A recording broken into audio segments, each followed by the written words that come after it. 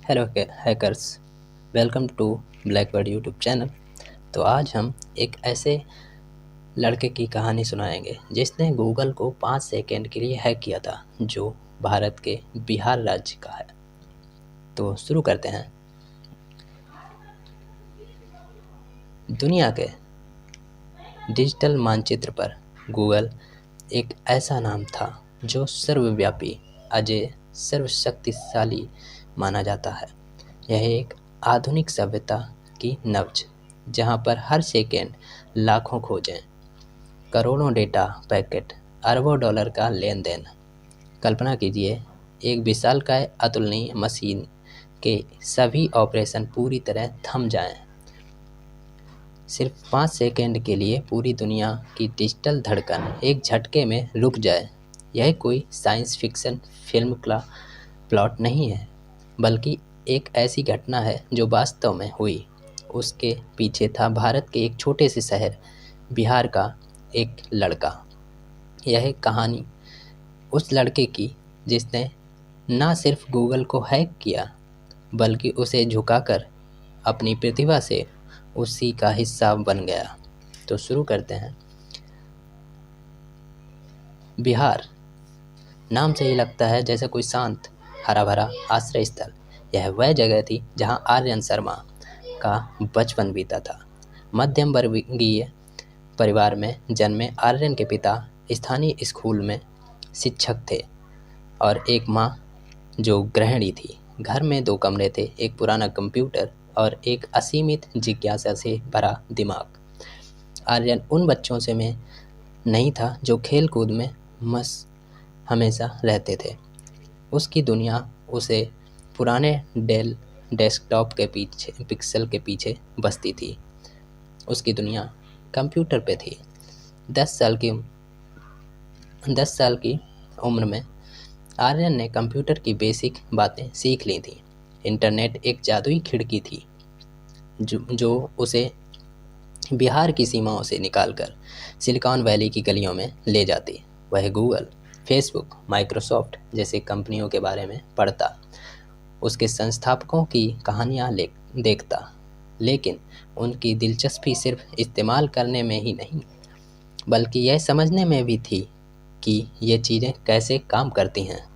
एक दिन स्कूल की लाइब्रेरी में एक ऐसी पुरानी धूल भरी किताब हाथ लगी जिसका नाम था the basic of network security. किताब तकनीकी रूप से पुरानी थी, लेकिन उसने आर्यन के मन में बीज बो दिया। उसने हैकिंग शब्द सुना, जिसे आमतौर पर फिल्मों में अपराध के रूप में दिखाया गया जाता है, लेकिन जैसे जैसे उसने ऑनलाइन रिसर्च की, उसने एथिकल हैकिंग, बग बाउंटी जैसे शब्द सीखे। उसे पता चला कि कंपनियां उन लोगों को पुरस्कार देती हैं जो उनके सिस्टम में कमजोरियां ढूंढकर रिपोर्ट करते हैं, उन्हें बताते हैं। यह वही पल था जब आर्यन का लक्ष्य स्पष्ट हुआ कि उसने तय किया कि वह गूगल के लिए बग ढूंढेगा, सिर्फ पैसे या शोहरत के लिए नहीं, बल्कि इसीलिए कि यह साबित करना था कि अब बिहार का एक लड़का दुनिया की सबसे बड़ी टेक कंपनी को चुनौती दे सकता है। अगले 5 साल आर्यन के लिए एक तपस्या की तरह थे। स्कूल के बाद हर पल कंप्यूटर के सामने बिताता। उसने ऑनलाइन कोर्सेस से पाइथन, C++, जावास्क्रिप्ट जैसी लैंग्वेज सीखी। उसने नेटवर्किंग के मूल सिद्धांतों को रट लिया। IP address, DNS, server protocol. उसने गूगल की सेवाएं, सर्च, जीमेल, मैप्स, क्लाउड के आर्किटेक्चर के बारे में हर उपलब्ध दस्तावेज पढ़ा। उसके कमरे में की दीवारों के कोड के स्निपेट, नेटवर्क डायग्राम ओवास्प टॉप 10 से चिपकी हुई थी। उसने ऑनलाइन फोरम्स जैसे स्टैक ओवरफ्लो, गिटहब और हैकर कम्युनिटी से जुड़े प्लेटफॉर्म पर घंटे बिताए। उसने कैप्चा द वेब नाम से ऑनलाइन आइडेंटिटी बनाई, जिसके तहत वह छोटी सी वेबसाइट पर सुरक्षा खामियां ढूंढकर रिपोर्ट करता। लेकिन गूगल एक दूसरी ही लीग का खिलाड़ी था। उसकी सुरक्षा जैसे प्रोजेक्ट जीरो टीम संभालती है। दुनिया की सर्वश्रेष्ठ मानी जाती है। आर्यन को पता था सामान्य तरीके काम नहीं आएंगे, उसे कुछ ऐसा ढूंढना था जो गूगल के अपने विशाल एक दूसरे से इंफ्रास्ट्रक्चर से में छिपा हो, एक ऐसी कमजोरी जो सिस्टम के कोर में हो। आर्यन अब 17 साल का हो चुका था। उसने गूगल के cloud network, Google cloud platform GCP पर रिसर्च शुरू की। जीसीपी दुनिया भर के लाखों व्यवसायों, डेवलपर्स और यहाँ तक कि गूगल की खुद की सेवाओं को पावर देता है। यह एक जटिल नेटवर्क है जहाँ हजारों सर्वर एक दूसरे से कम्युनिकेट करते हैं। हर कई हफ्ते का नींद हराम करने के बाद आर्यन का ध्यान एक तकनीक पर गया जिसे लोड बैलेंसिंग कहते हैं। जब आप google.com टाइप करते हैं तो आपकी रिक्वेस्ट दुनिया के किसी एक सर्वर पर नहीं बल्कि सैकड़ों सर्वर्स में बांटी जाती है ताकि ट्रैफिक का बोझ एक जगह ना पड़े और स्पीड बनी रहे। इस मैनेज करने वाले सिस्टम को ग्लोबल लोड बैलेंसर कहते हैं। आर्यन ने गहराई से पढ़ा और पाया कि इन लोड बैलेंसरों के बीच संचार के लिए एक खास प्रोटोकॉल कॉन्फ़िगरेशन फाइलों का इस्तेमाल होता है। उसकी हाईली टेक्निकल दिमाग ने हाइपोथेसिस बनाई, क्या अगर गूगल ने अपने इंटरनल कॉन्फ़िगरेशन सर्वर में एक गलती की जिससे बाहरी कोई व्यक्ति उन कॉन्फ़िगरेशन फाइल्स को पढ़ या बदल सकता है, और क्या अगर ऐसी फाइलें लोड बैलेंसर की हों जो यह तय करती हैं कि ट्रैफिक कहाँ जाएगा। यह एक लॉटरी टिकट खरीदने जैसा था जिसने जीतने की संभावना करोड़ों में एक हो। लेकिन आर्यन ने हार नहीं मानी। उसने जीसीपी के दस्तावेजों का एक शब्द पलटा। उसने ऑनलाइन हैकर कम्युनिटी में चर्चाओं को खंगाला और फिर एक रात तड़के 3 बजे उसे एक क्लू मिला।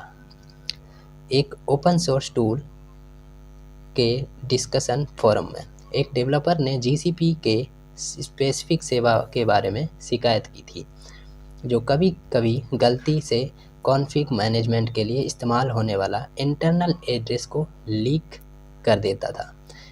यह एड्रेस सीधे तौर पर एक्सेसिबल नहीं था, लेकिन एक खास तरह की रिक्वेस्ट इंजेक्शन के जरिए इसे टारगेट किया जा सकता था। इसका मतलब था सिस्टम को एक ऐसी कमांड भेजी जा सकती थी जिसकी उम्मीद उसे नहीं थी और वह गलती से संवेदनशील जानकारी दे दे। आर्यन के दिल की धड़कन तेज हो गई। यह वह धागा था जिसे खींचकर वह शायद पूरी कालीन बुन सकता था। अगले 48 घंटे आर्यन ने एक प्रूफ ऑफ कंसेप्ट कोड लिखने में बिताए। उसका लक्ष्य साफ था, उस इंटरनल कॉन्फ़िगरेशन सर्वर तक पहुंच बनाना और लोड बैलेंसर की एक कॉन्फ़िगरेशन फाइल पढ़ना। उसने अपने घर के इंटरनेट कनेक्शन को वीपीएन प्रॉक्सी की कई लेयरों के पीछे छुपाया ताकि उसकी पहचान और लोकेशन गुप्त रहे। आखिरकार वह दिन आया, एक शनिवार की दोपहर, जब दुनिया अपने काम से ब्रेक पर थी। आर्यन ने अपना कोड रन किया। उसने एक खास तरह की मेल फॉर्म्ड HTTP रिक्वेस्ट तैयार की जिसे उसने जीसीपी के एक specific MI application programming interface API पर भेजा। पहली कोशिश फेल। 50वीं कोशिश के बाद भी कुछ नहीं हुआ। आर्यन हताश हो रहा था। शायद उसकी हाइपोथेसिस गलत थी। शायद गूगल की सुरक्षा वाकई बहुत पावरफुल है। लेकिन फिर 67वें कोशिश पर कुछ हुआ। उसकी स्क्रिप्ट आमतौर पर एक्सेस डिनाइड या एरर दिखाता था, अचानक रुक गया और स्क्रीन पर डेटा की एक धारा बहने लगी।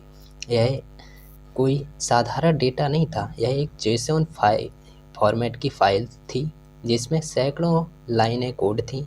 आर्यन उसे जल्दी से स्कैन किया। उसकी सांसें रुक गईं। यह वही था, एक ग्लोबल लोड बैलेंसर की कॉन्फ़िगरेशन फाइल। इसमें सर्वर के IP एड्रेस, हेल्थ चेक के नियम और इसमें महत्वपूर्ण ट्रैफिक को रूट करने के लिए विभाजन पैरामीटर थे। फाइल्स में एक फील्ड थी ट्रैफिक वेट 100। इसका मतलब था कि लोड बैलेंसर 100% ट्रैफिक को एक विशेष सर्वर पूल की ओर भेज रहा था। यही वह पल था। आर्यन का दिमाग तेजी से काम कर रहा था। अगर वह इस फाइल को बदल दे और ट्रैफिक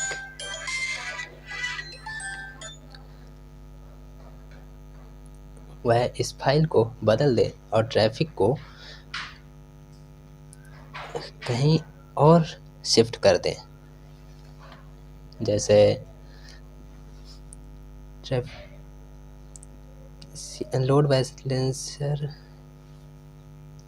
यही पल था। आर्यन का दिमाग तेजी से काम कर रहा था। अगर वह इस फाइल को बदल दे, ट्रैफिक वेट 100 की जगह ट्रैफिक वेट 0 लिख दे, तो क्या होगा? इसका सीधा सा मतलब होगा यह लोड बैलेंसर 0% ट्रैफिक को आगे भेजेगा, यानी उस सर्वर पूल की ओर जाने वाला सारा ट्रैफिक रुक जाएगा। लेकिन क्या पूरे गूगल को रोक देगा? गूगल के पास ऐसे सैकड़ों लोड बैलेंसर होंगे, लेकिन अगर लोड बैलेंसर एक क्रिटिकल और सेंट्रल पार्ट को संभालता है, जैसे कि डीएनएस रिजोल्यूशन, यूजर्स की रिक्वेस्ट को सबसे पहले प्रोसेस करने वाला लेयर, तो इसका असर बड़े पैमाने पर हो सकता है। आर्यन के हाथ कांप रहे थे। उसकी जिज्ञासा और नैतिकता के बीच लड़ाई थी। उसने सिर्फ पढ़ने की कोशिश की थी, बदलने की नहीं। लेकिन एक पल के लिए उस पर एक अजीब सा नशा छा गया। क्या होगा अगर उसने पुट रिक्वेस्ट तैयार की और सर्वर को बताती कि वह फाइल अपलोड कर रहा है? उसने वेट वैल्यू 0 कर दी। उसने एक गहरी सांस ली और इंटर दबाया। उसके मॉनिटर पर स्क्रिप्ट ने रिक्वेस्ट सक्सेसफुल 200 ओके का मैसेज दिखाया। फाइल बदल गई। और फिर कुछ ऐसा हुआ जिसकी उसने कल्पना नहीं की थी। उसने अपने दूसरे टैब में google.com खोला। पेज लोड नहीं हुआ, सिर्फ एक error, DNS probe finished no network. उसने तेजी से अपने फ़ोन से वाईफाई बंद करके मोबाइल डेटा पर गूगल खोला। वही एरर। उसने ट्विटर खोला। हैशटैग गूगल डाउन ट्रेंड कर रहा था। दुनिया भर के लोग रिपोर्ट कर रहे थे कि गूगल की सभी सेवाएं, सर्च, जीमेल, यूट्यूब, ड्राइव काम नहीं कर रही। आर्यन की नसें सुन्न हो गईं। उसने कर दिया था। उसने अपने अनजाने में एक ऐसा लोड बैलेंसर की कॉन्फ़िगरेशन बदल दी जो यूरोप एशिया के सबसे बड़े हिस्से के लिए डीएनएस रिजोल्यूशन को हैंडल करता था। गूगल का बड़ा हिस्सा ठप हो गया।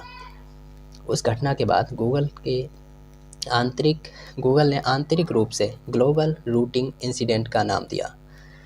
बाहरी दुनिया ने इसे एक मेजर आउटेज के रूप पर देखा जो लगभग 5 सेकंड तक चला। गूगल की इमरजेंसी टीम ने तुरंत रोल बैक प्रोसीजर शुरू किया और सब कुछ ठीक कर दिया। 5 सेकंड गूगल के लिए एक इतिहास था। आर्यन के लिए एक जीवन काल था। वह जानता था कि उसने जो किया गलत था।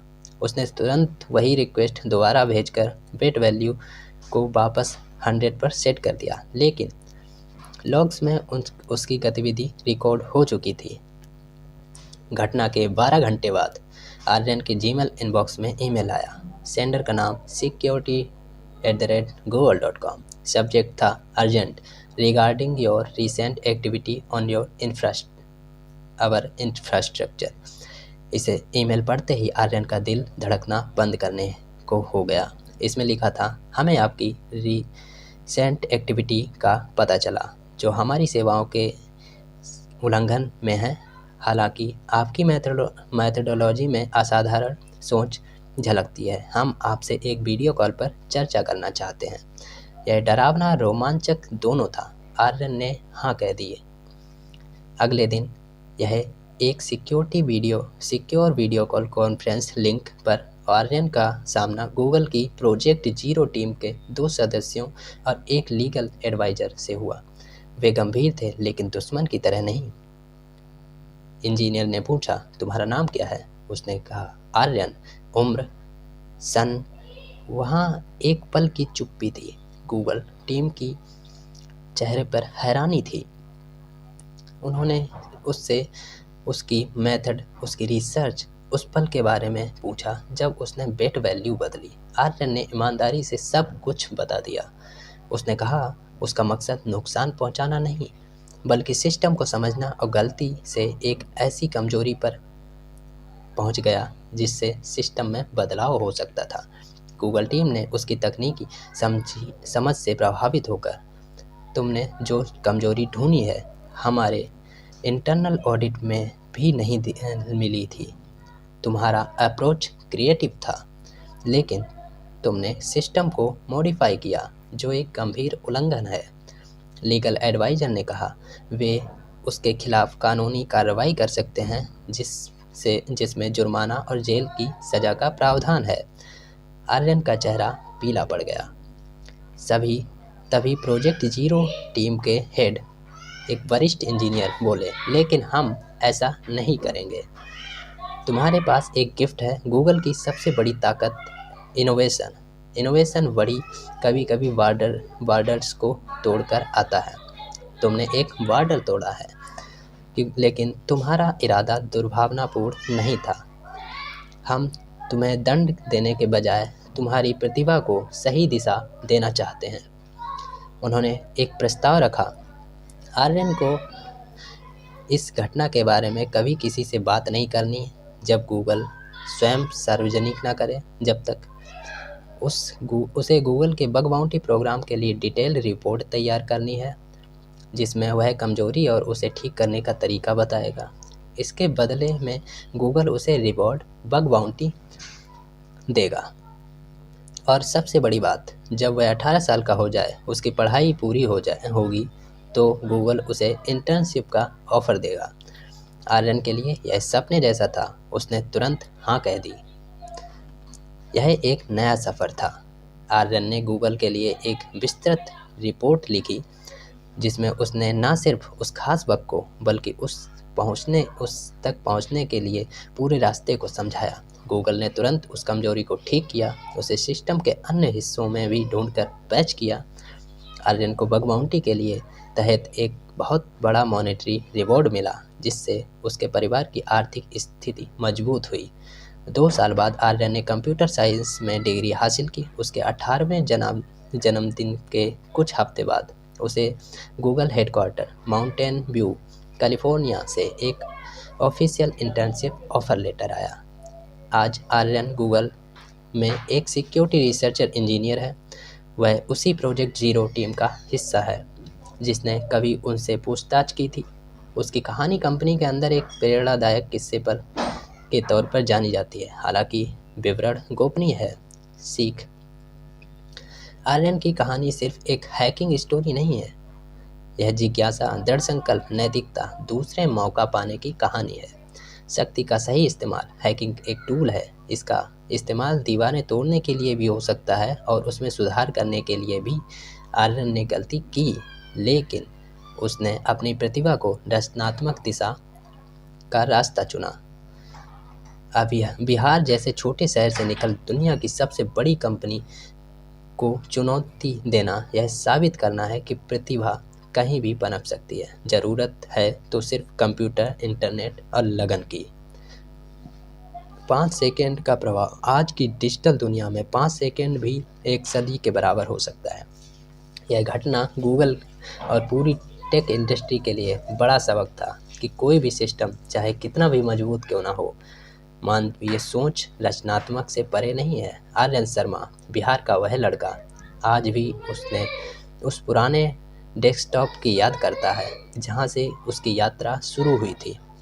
वह जानता है कि उसने गूगल को सिर्फ 5 सेकंड के लिए रोका था, लेकिन उसी 5 सेकंड ने उसकी ज़िंदगी की नई दिशा दे दी।